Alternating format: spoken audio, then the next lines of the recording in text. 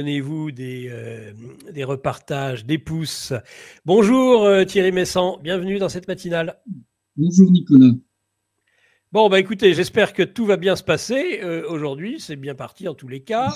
Et j'aimerais qu'on traite en particulier, on va aller tout de suite, donc on rappelle le réseau Voltaire, vous accédez ainsi à des articles, c'est gratuit, vous avez des PDF, vous pouvez travailler des sujets approfondis grâce à Thierry Messant et à ceux qui aussi participent à ce site. Et donc, eh bien, l'effroyable imposture, nous en avons parlé lors c'était lundi midi, lors du live de 12h30, évidemment. On parlait du 11 septembre et des derniers rebondissements qui avaient eu lieu aux États-Unis avec l'aide de Tucker Carlson, le journaliste. J'aimerais aujourd'hui, Thierry, mais sans que l'on parle en particulier des négociations. On pourrait. Pardon. Vous savez qu'après l'interview de Tucker Carlson, le président de la commission sénatoriale de la sécurité de la patrie, ça s'appelle comme ça là-bas, est intervenu pour en rajouter. Donc c'est le parlementaire le plus important des États-Unis sur ce sujet. Très bien. Oui, exactement. Alors, qu'est-ce que je souhaitais? Parce que là, j'ai le son, donc je conseille en tout cas aux uns et aux autres, s'ils trouvent qu'il n'y a pas assez de son, qu'ils augmentent. Je viens de le faire et j'entends très bien. Voilà, il suffit d'augmenter un peu sur son ordinateur, sur son téléphone, le son, et là, vous l'aurez. Et la prochaine fois, Géopolitique Profonde fera de toute façon un investissement, puisqu'on souhaite vous avoir souvent parmi nous, mon cher Thierry. Donc, qu'est-ce que je voulais oui, alors on avait la dernière fois, on avait évoqué dans les matinales, hein, j'entends cette fois-ci, les travaux de Trump, qu'on n'avait pas terminé d'ailleurs. C'était la première partie, la deuxième partie n'était pas encore parue. Et donc, parmi ces travaux, évidemment, il annonce une tournée là prochainement au Proche et au Moyen-Orient. Une surprise énorme, dit-il. C'était, je crois, hier soir.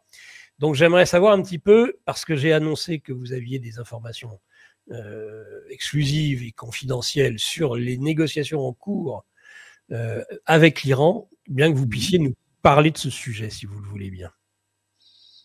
Alors, déjà, il faut se rendre compte que les négociations avec l'Iran, c'est très différent de celles avec l'Ukraine.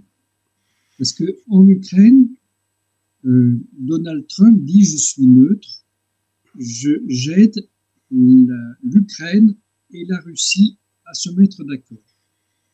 Mais dans la question iranienne, les États-Unis ne sont pas neutres, puisqu'ils sont les alliés indéfectibles de l'État d'Israël avec lequel ils partagent des mythes communs. Les États-Unis disant nous avons été fondés par ce qu'on appelle les pèlerins, les gens qui sont venus en bateau depuis le Royaume-Uni, en fait depuis la Hollande, et qui sont arrivés aux États-Unis, qui ont fondé les premières colonies aux États-Unis.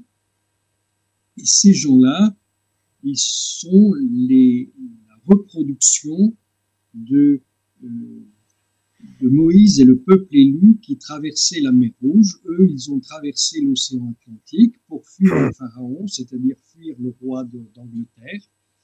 Et ils ont construit cette chose-là. Donc nous avons la même histoire d'un point de vue mythique dans leur théologie commune.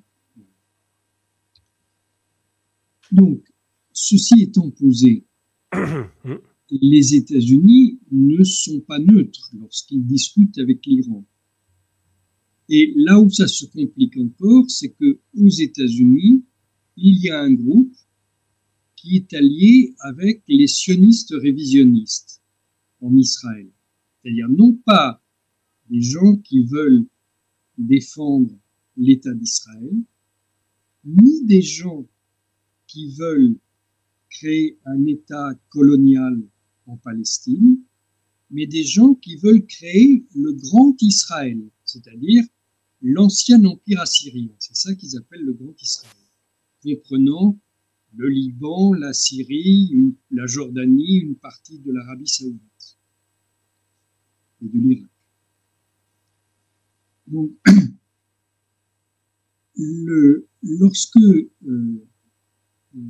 Donald Trump a voulu discuter avec l'Iran, en plus de ça, est venu se mêler le fait que lors de son premier mandat, il avait mis fin à l'accord qui avait été signé par Barack Obama.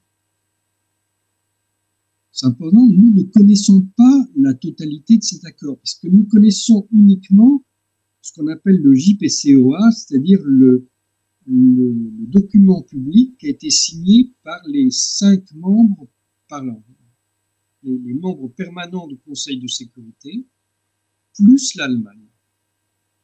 Mais à côté de ça, il y avait un document qui, lui, était secret, bilatéral, entre les États-Unis et l'Iran. Et nous ne savons pas ce qu'il y a dans ce second document. Donald Trump a annulé les deux d'un coup. Alors, ça, c'est contraire au droit international, d'annuler sa propre signature, alors qu'on a fait des réunions internationales avec, pendant plus d'1 an avec tout un tas de partenaires. Comme ça. Mais il l'a fait.